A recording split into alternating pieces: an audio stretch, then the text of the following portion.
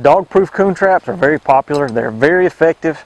If you're just targeting raccoons, that's almost the only way to go.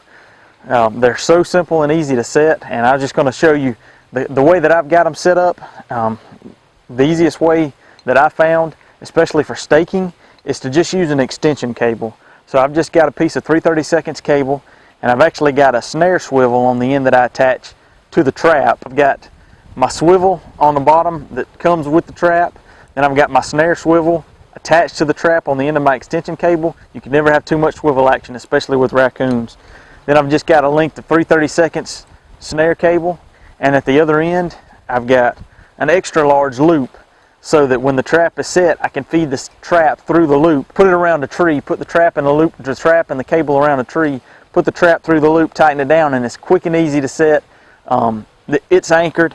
I just stick the trap in the ground with the post that's provided, and it's ready to go. Another thing I like to do is take a little piece of heat shrink tubing. You get these, 4-inch pieces, sections in a pack from the hardware store, and take that heat shrink tubing, cut them in thirds, slide that over the trigger, and then stick a long handle lighter in there, light it, shrink that tubing around the trigger. Then that keeps the animal from reaching in, especially on a cold morning, and grabbing something cold, cold metal that may turn them off. They reach in there, they feel that tubing, feel that rubbery feeling, it's not as likely to turn them off.